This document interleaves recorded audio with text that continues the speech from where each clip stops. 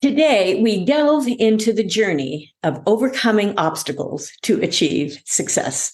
Well, Crohn's disease is a chronic, long-lasting disease that's characterized by inflammation in the digestive tract, which can significantly impact one's quality of life and hinder career and business aspirations.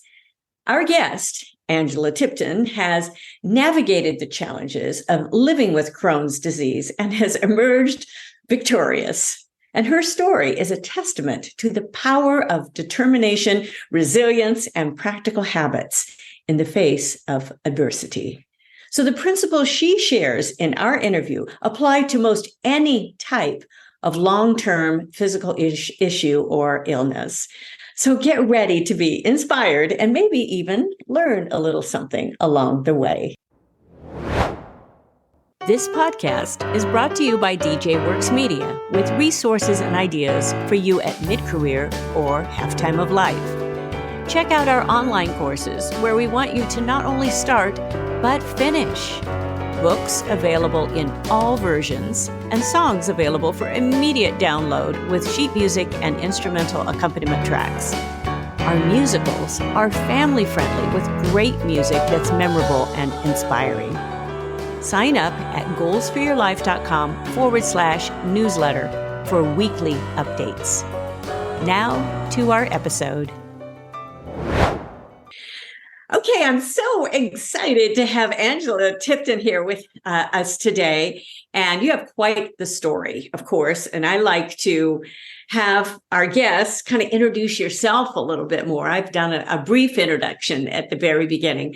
But also, I just want you to kind of outline some of those struggles that you have faced, because we're really talking about this Crohn's disease and some of those issues that are hard, and especially with people at mid-career, half-time, they might be starting to face some of those chronic issues at this point. You know, my mother had fibromyalgia and just some of those struggles. So why don't you give a little bit of your background and how you've dealt with that?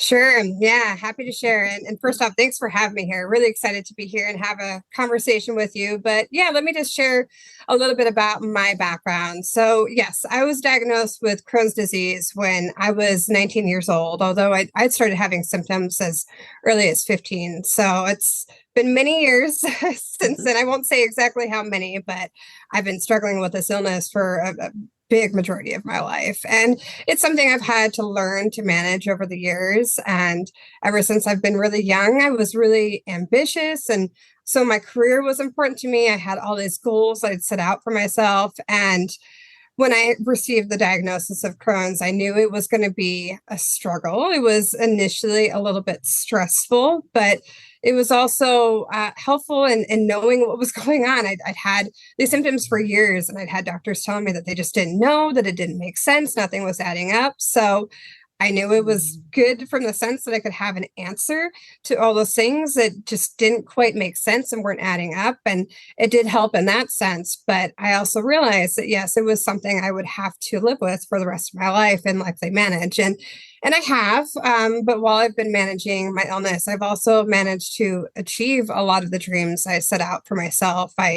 As I mentioned before, I was always really ambitious and wanted to grow a career. And I'll tell you a little bit more about my career, but I decided I wanted to be a scientist. And so that's where I started. And I got into science fields. And over time, as my career grew, I decided that I loved the world of science and what I was doing, but that I wanted to do something different. So I eventually shifted into marketing, and that's where I am today.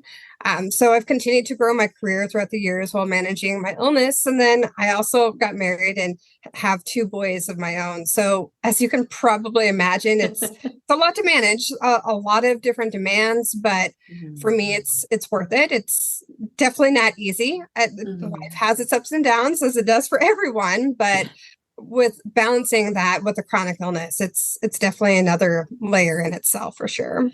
Wow. It's very inspiring, because dealing with that, there's such a mindset that you've had to deal with, you know, and not feeling good. How do you raise those kids, especially boys. I Right. raised three. I know how busy they are.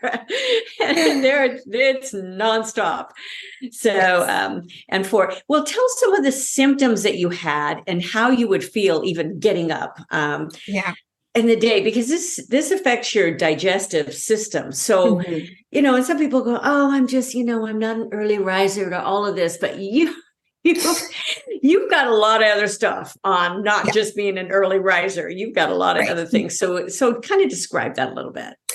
Yeah, so my symptoms have shaped themselves somewhat over the years, but generally I have some degree of abdominal pain is usually the first thing I feel. Frequency to have to use a bathroom. It is often referred to as a bathroom disease, and that's at least partially true. That is true. I do have to be mindful of where the restrooms are because there are times that, yeah, I might need to dash off to the bathroom on short notice, but I've also experienced weight loss, severe weight loss. I know some people with Crohn's experience weight gain. I'm on the other end of the spectrum where I have, severe weight loss. I sometimes have a hard time eating, and I can experience really extreme levels of fatigue as well. So you had mentioned getting out of bed can be a struggle. At times, it really is a literal struggle to just even roll out of bed. It's exhausting, and it's hard to convey just how exhausting that is. But when I'm not feeling well, it truly is hard to get out of bed. At times it's hard to take a shower, to do just regular day-to-day activities. It can be extremely difficult. And yeah, that the mindset you had mentioned too is a big thing. And it is easy when you have a chronic illness to get in this mindset of, oh, this is awful. I don't want to deal with this. And I feel like a miserable person. I kind of want to just go to sleep and wake up when I feel better, even though that doesn't always happen. So things like that. And yeah, it could definitely be a struggle, but the same time, I have my boys that need me and they rely on me and I love them and I want to be there for them. And I have my career and my husband and all these other things that matter to me. And while yes, it's a struggle to balance those are also the things that keep me going. And I at least imagine for myself, if I didn't have those things, I think my life would be very different. And it would, for me at least, it would be a lot harder to keep myself going because managing a chronic illness, while it's hard in itself, it does help to have those other things. It gives you something else to live for and look forward to. And it gives you perspective, because it would be so easy just to sink into that, well, can't everybody do this for me? Or I'm not feeling Right. good. And yeah, I mean, and that doesn't always happen. You've got other people that have responsibilities. You've got your kids with your school or whatever. I don't know how old they are. And, a spouse, a lot of times you're both working. So what expectations are you putting on everyone? So those are kind of difficult things to handle, and mindsets, and to have to pull yourself up and say, okay, this is where we are, and this is where I'm going, how I'm going to respond today. Agreed. What sort of Yeah. mindset I have. So you've made a lot of those choices, those deliberate choices. And you also, I read in your bio that you decided to be very proactive. And I see this in your dealing with your Crohn's disease as well. I see your proactive work of having to overcome that. But you also overcame a great deal of debt.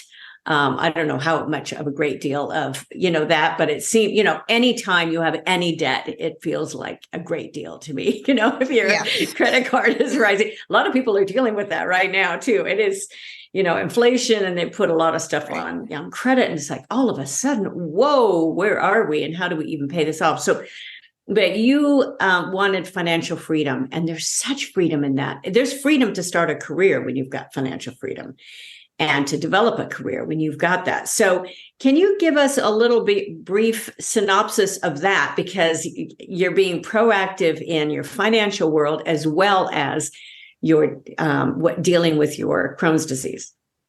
Absolutely. Yeah. So financial freedom is a big deal to me. I'm an avid follower of the FIRE movement, which is financial independence, retire early. And not all aspects of the FIRE movement, I think, are a good fit for everyone. And what I like about it, though, is it's designed to help you achieve financial freedom on your terms. And that's the way I look at it for me. So, yes, I did have a lot of debt. Specifically, I had a lot of student debt. By the time I graduated from my graduate program, I received my MBA a few years after I graduated from undergrad. Between my husband and myself, we had over $100,000 in combined student debt. It was, Wow.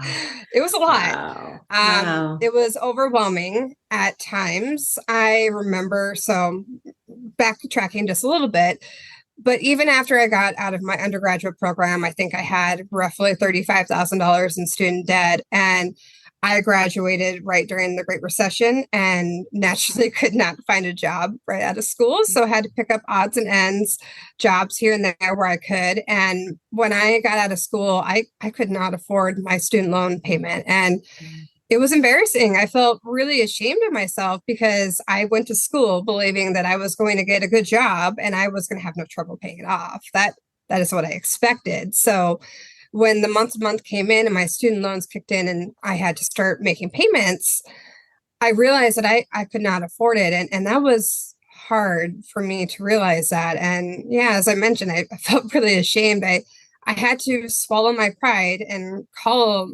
my student loan company and say, I can't afford this. And they put me on a graduated repayment plan. And I knew going into it that this is just not going to be ideal. This is not what I wanted to do because in the long run, I would have to pay vastly more doing this. But it was also all I could afford. So I did that knowing that and hoping that things would change. Thankfully for me, they did.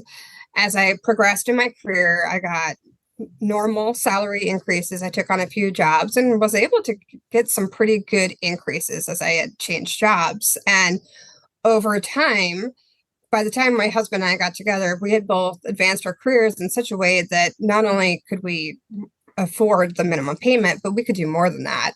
And so we decided together that we were going to commit to paying off our student loans as quickly as we could because we realized there was a time that I went to our tax accountant's office and handed him what we had paid in interest for the year.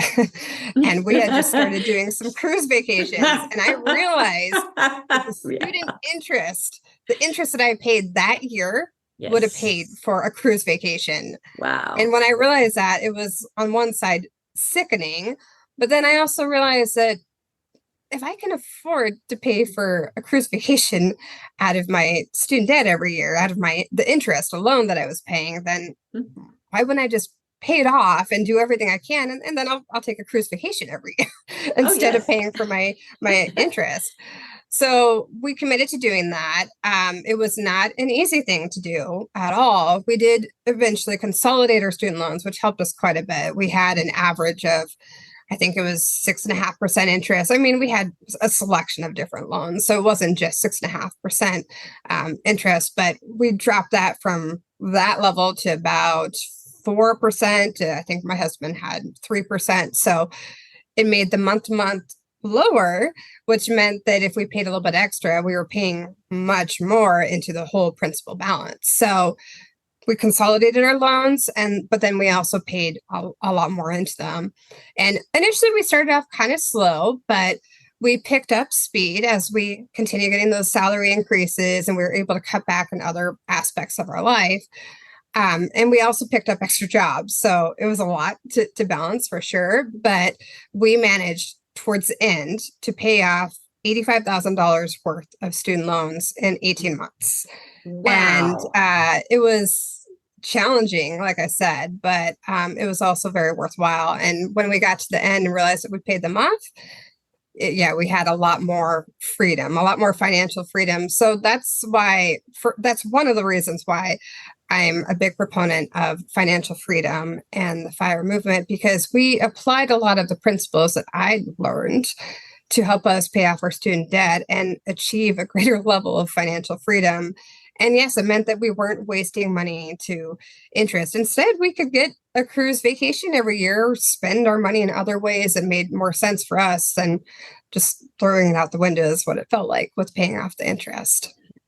Wow. Very, very inspiring. And you have bought yourself now the freedom. And I hope those that are struggling with this and listen to it, because a lot of times you just go, oh, I just want it gone. I just want somebody else pay. But there's consequences when you go to school and you make these decisions. And there were a couple different places I could have gone, for schooling and some of the larger places, but I didn't want a whole lot of student debt.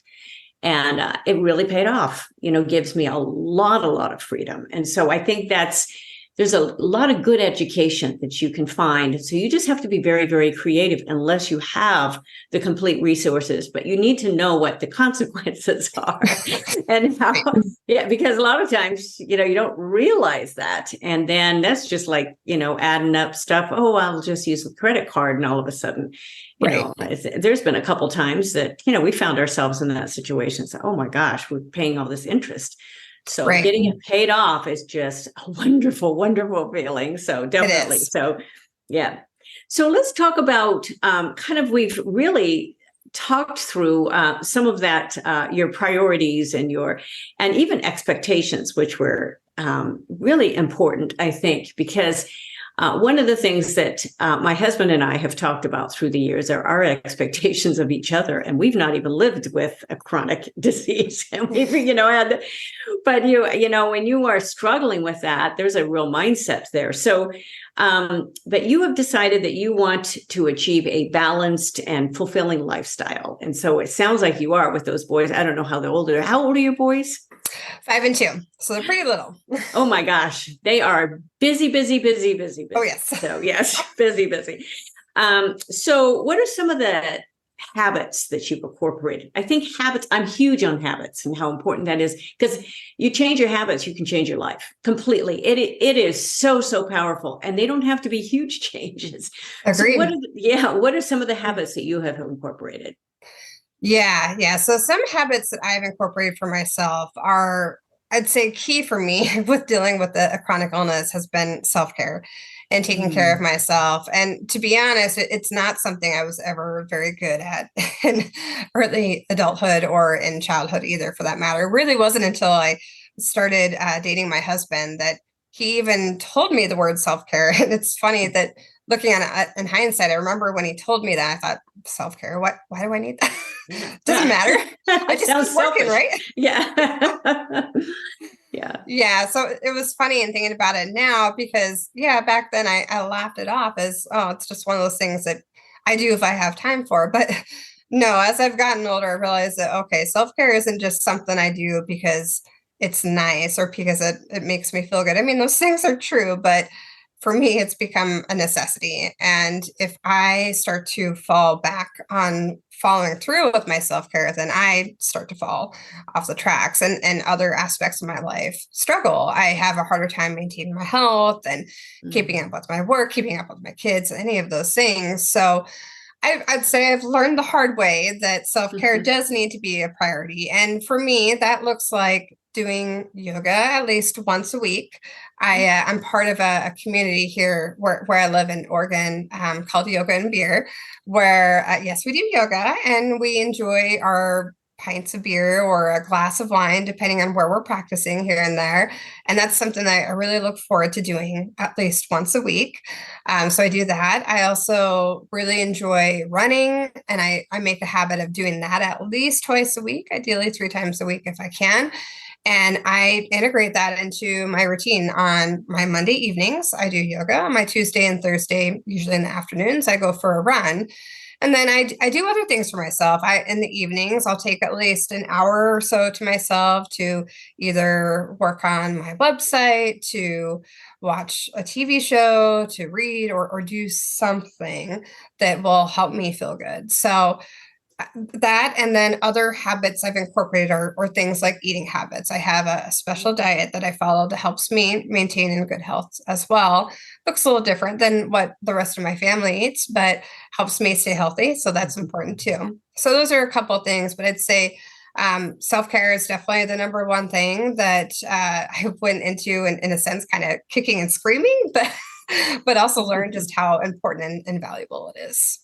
Well, that's great. And when you mentioned diet, I can't, that's huge for somebody with Crohn's disease as well. So, and I have family members who are gluten-free and things that are affecting them. And you just have to be just very aware and you can still do your social activities. You just have to be very, very aware. Yep. So, and good for you. You're keeping the body moving. And that gets more and more important as we gradually get older. It definitely does. So in what ways do you think, like building a business or a career, how does that support your overall well-being, and how has it affected you? How do you think it can affect others? Yeah, I think for me, as we had briefly talked about before, it really gave me something else to focus on, something else to motivate me, to excite me, to look forward to doing. So I have my career, and I also started actually a couple businesses on the side, but those were things that I felt excited about, that I looked forward to doing, and it gave me some other focus other than just, I have to do this for my health, or have to do this for my family. It really helped me feel balanced in my life as a whole. And I think that, at least for myself, with having that ambitious side, that side that needed to do something productive, it gave me a way to focus that energy in a way that gave me purpose and vision, and was just something to always look forward to and work towards in a way that helped me feel fulfilled, but also made me feel as though I was delivering something to the world in my own way. And that also is important to me. So I'd say for anyone else that is looking to build a balanced lifestyle, I'd say, even if you just start a side hustle or something that just starts as a hobby on the side, I think it really can give you a lot of purpose, a lot of motivation, and it might inspire you to try different things you never thought about. You might meet new people, you might learn some new skills, you might get to explore a creative side of yourself that maybe you never experimented with in the past. You can learn so many things about yourself through your own independent business ventures, or through a career that might surprise you. And it has been that case for me. Oh, that's great. That is, gives you a lot of purpose. And I was talking with someone the other day, and I said, I just don't see myself really retiring until maybe our sons put me in the home sometime. They'll say, okay, time to shut it off. Sorry, you're not making sense anymore. But hopefully, I can keep going. I love what I do, but it gives you that purpose. And, I have a lot of stuff that I do, and you do too. It sounds like, if you started multiple businesses and all of that. So, and you're still dealing with the Crohn's disease. You have to do that. I'm a little interested. I want to bounce around a little bit too. I'm interested too in what type of diet, because if you are either, out on a job or working, do you bring your food? There has to be some system that you've put together. And that's part of a habit of having to shop for the right things. And, and I know in certain areas even with, I know my body, so I know I need a certain amount of vegetables. I need a certain amount of this and that. And, right. So we all know what we need. And right now I need more calcium. My doctor told me. So, so what about you, in what things you need? So, yeah. So great question. And I have learned over the years, I have closely followed other people that have Crohn's and what they've done for their diets and so on. And this diet that I've been on is actually relatively new for me. I've tried different diets over the years. This new one that I've been on, though, I've been on it for about 2 months or so. And I have found it has helped me control my symptoms actually much better than I even anticipated, which is fantastic. But yeah, a few things that I have done. So if anyone has heard of Dr. Gundry's gut check program, I'm following his program. So things like, I've been incorporating a daily probiotic.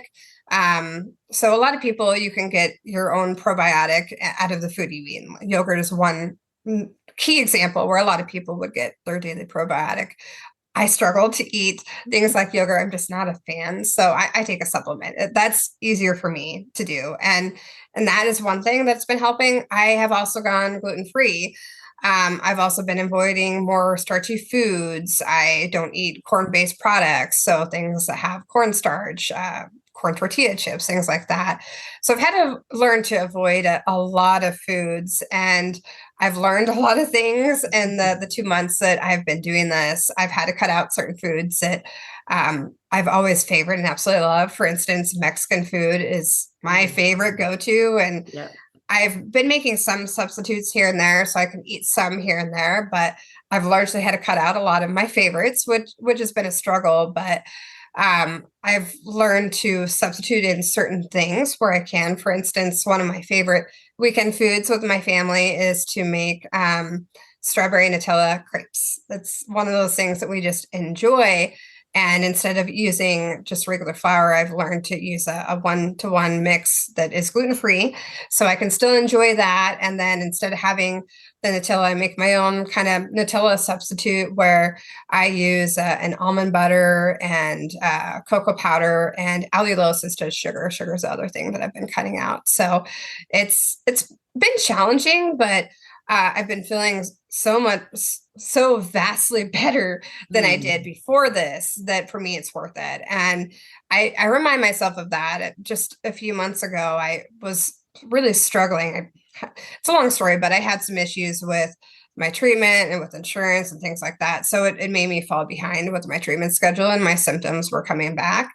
And I was not feeling very good. And I was really in a place that I was ready to make some changes and do something for myself. I'd asked my doctors for years about, do you recommend a diet? And could never really get a straight answer. I experimented with different things over time, but didn't always find things that would work well for me until really this time around. And I was actually very surprised how quickly I felt so much better. So for me, that was reinforcement that I'm doing the right thing. It's good to be feeling better. And yes, it's a struggle to make those diet changes, but if it means that I can feel better and I can function like a normal person, or, as close to a normal person as I can feel like on that given day, then it's worth it. That's really great to hear, because I think that proactive approach, and it takes work. You've got to have the mental attitude that I am going to change, and I am going to be consistent here. And the more I have studied with this, and I've read a lot of different things on all sorts of, because I do a lot of, book reading and all of that too. But boy, there's so much out about nutrition and about the importance of what we're putting in our bodies. And there's a lot of additives, and there's a lot of things that are happening.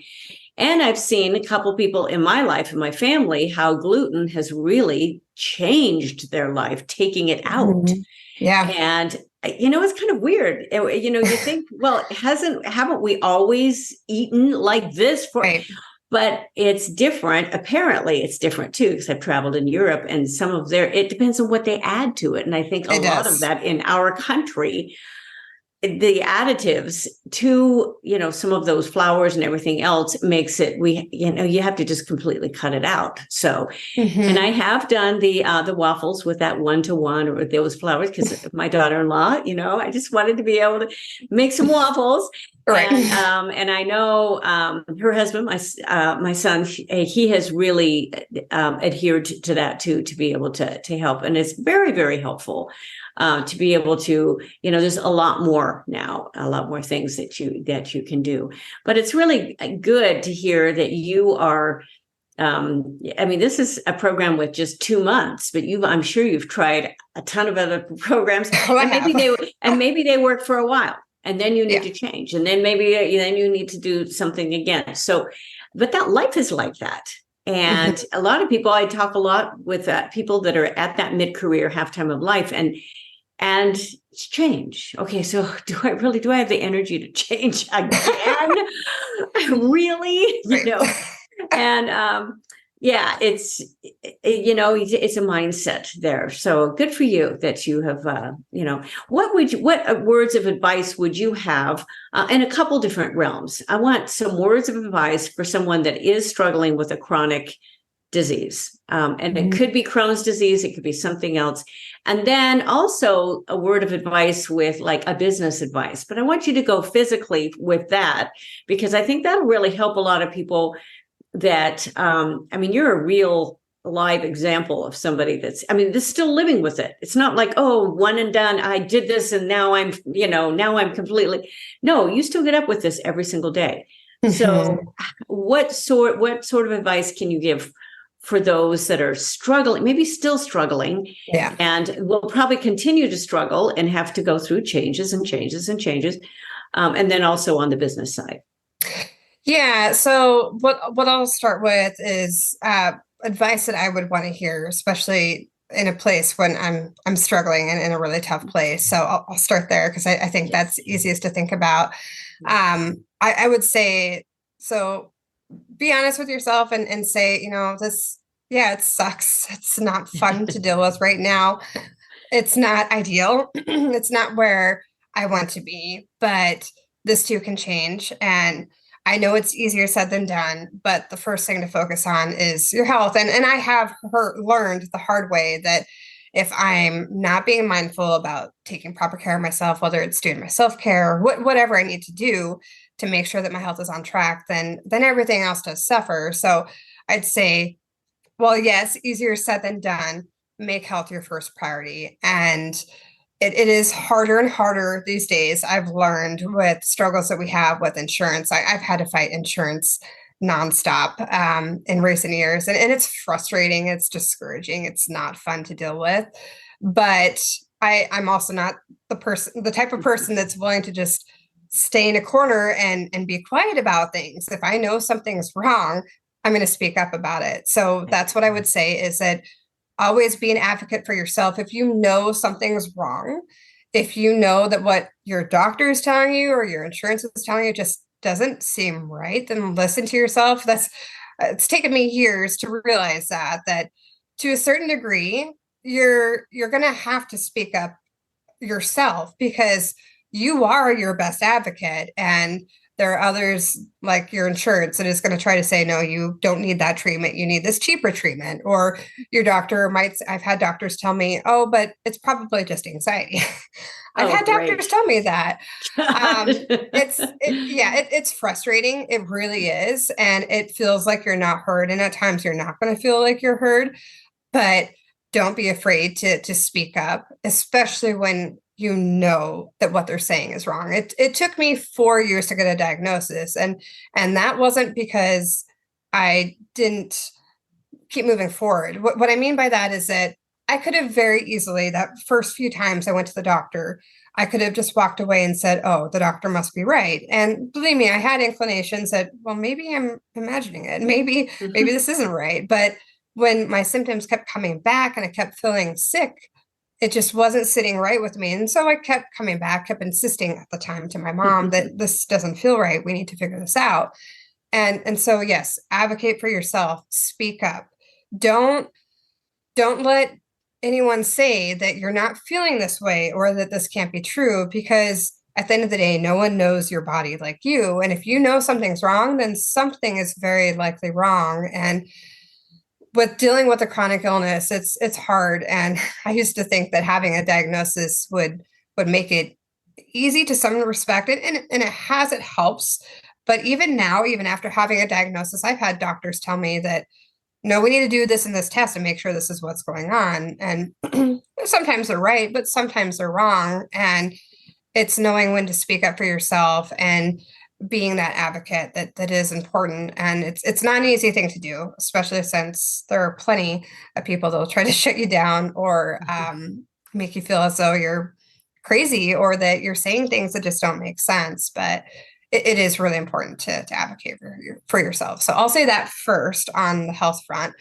On the business side, I know that it can be hard to balance a chronic illness with everything else, but as I mentioned earlier in our conversation, if all I had to focus on was my health, I would not be in the same place. It can be really all encompassing, and sometimes it has to be in order to get on track and where you need to be. But having something else to look forward to, something that gives you purpose, it really does give life a lot more meaning and a lot more excitement. It can be a healthy distraction if you let it be.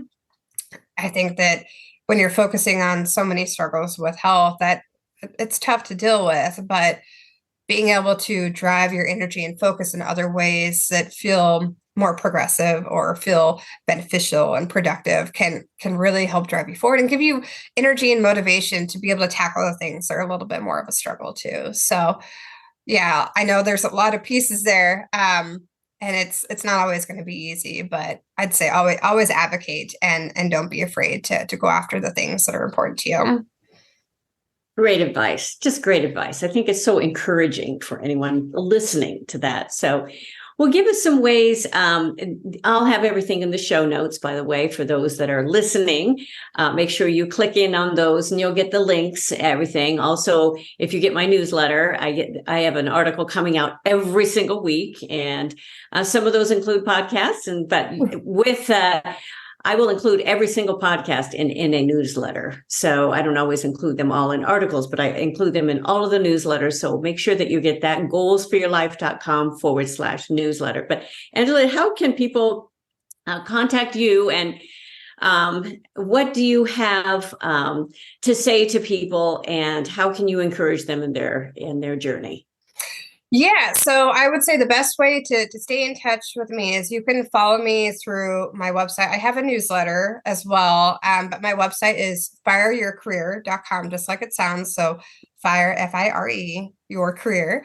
And that's where I talk about ways that you can build up your career, that you can achieve financial freedom, and you can also address some of these health struggles that we've been talking about here. So I'd say go to the website, sign up for the newsletter. I have a new post that goes up every week, and I'm always here to help others that are struggling with their chronic illnesses. So if anyone wants to reach out to me personally, you can contact me directly through the website, or you can also email me. There are contact links as well on my website. So that's a great place to reach out and get some one-on-one advice from me if you want to do that. But yeah, the articles I post on a weekly basis are also good sources of information.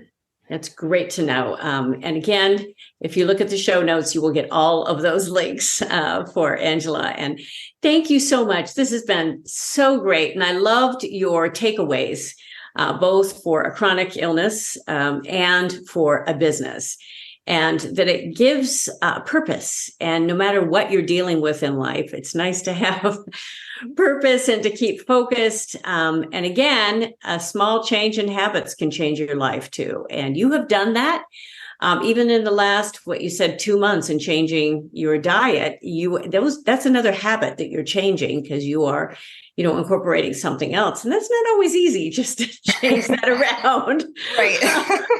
Oh my gosh. When I think about if I had to give up chocolate, it'd be horrible. Or coffee, like cappuccinos. So, there's just things though that we learn as we go along, we need to pay attention to. So, and if it makes a huge difference in our quality of our life, it's very, very important.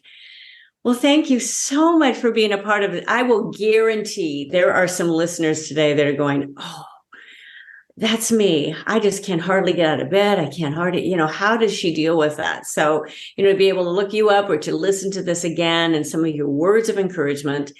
And a lot of this is mindset. And I talk about getting out of that roundabout. That's what the book I wrote, Stop Circling. That's one of my recents that I've done. So it just, it's important to not stay circling. Get out of that and make some decisions to change. And that's what that's all about, being proactive. So thank you again. And for all of you listening, thank you for hanging with us all the way through. These are so much fun. I have a podcast coming out at least once a week. Actually, this year, I am putting out a lot of bonus episodes. So make sure that you follow our podcast, Women at Halftime, and you share it. That's always fun. I just enjoy meeting people so much, and doing more of these interviews are a lot of fun. I speak twice a month on my podcast, but I'm also taking more interviews. And one of the special treats is when I bring my husband in once a month. And we've been married a lot of years. And if you follow this at all, you'll know how many years, a lot of years, but he's a great guy, a lot of experience, and adds a little bit of that male touch that's so, so important in our lives, especially as women, if we're dealing with sons, if we're dealing, I was raised with sisters. I had no idea. So, but it is such a ride with those boys. I love them to death. Now I have daughters-in-laws and even granddaughters, but it's just, it's a wonderful perspective. And so we have men listening to this too, and I appreciate that. So thank you all again for those listeners for joining us. And thank you, Angela. And I will look forward to being with everybody again next time. So bye-bye for now. Thank you, Deborah. Thank you for joining us. It is because of our wonderful listeners like you that we keep going strong week after week. We'd love it if you'd share and follow us to not miss a single show and even write a review. You can also find all of our articles, products, and links at womenathalftime.com.